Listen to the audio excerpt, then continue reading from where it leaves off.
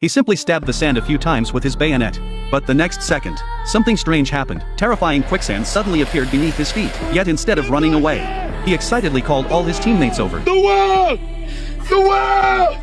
Once all his teammates had rushed over, he instantly began dancing with joy, because quicksand meant there might be a water source. To verify their hunch, the group joined forces to start digging. To their surprise, after they lifted the wooden planks, they actually discovered a well. At first, they thought they'd struck gold, but when the team leader threw a stone down, a heavy, muffled thud echoed back up. In that instant, they were overcome with disappointment. However, the team leader wasn't about to give up. He immediately ordered Jack to climb down and investigate, so Jack carefully climbed down. However, he found the bottom of the well was filled with sand. Just as he was about to climb back up in disappointment, he suddenly felt a damp spot on the well wall, and unexpectedly discovered a stone dripping with water. Jack was thrilled to have found a water source, and quickly asked his teammates to lower a container down. After all, this was the Sahara Desert. To avoid wasting this hard-won water, Jack first cupped his hands to catch the dripping water, kicked the metal container over with his foot, and finally poured the water into it. Seeing that this method worked, Jack hurriedly shouted for them to throw down a few more containers. Once the containers were lowered, Jack poured the water into them. He didn't waste the water left in his hands either. He stuck out his tongue and licked it clean. Soon,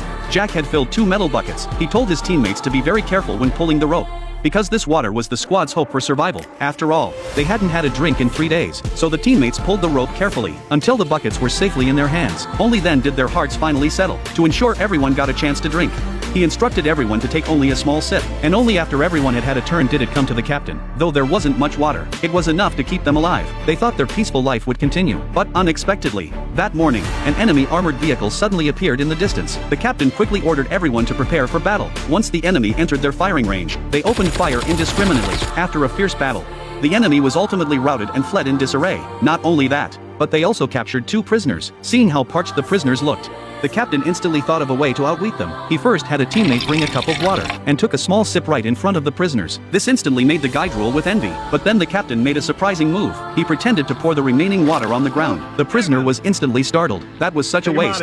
The captain poured another glass of water. Give up your army's position, and you get to drink. Faced with such a tempting offer of water, the prisoner couldn't resist. He immediately revealed their army's plan. It turned out they were a unit sent to search for water, but they hadn't had a drop of water in over 10 days. So now many of the soldiers couldn't even stand up, let alone go out and fight. Upon learning the enemy's situation, the captain immediately came up with a plan. First, he let the prisoners drink their fill.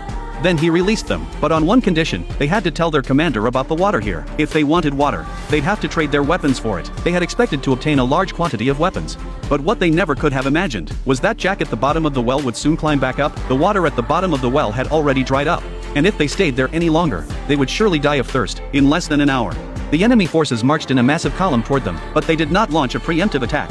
Instead, they waited until the enemy entered the minefield before striking. Finally, after a fierce assault, the enemy was once again routed. However, 1 member of the squad was ultimately killed. Faced with the tragic death of their comrade, the remaining 8 were deeply grieved, but the enemy would surely return to seize the water, so they had no choice but to hold their ground. Soon, the enemy sent 2 soldiers over to negotiate. They warned the squad to hand over the water source, or else they would raze the place to the ground. But the squad leader wasn't the least bit afraid.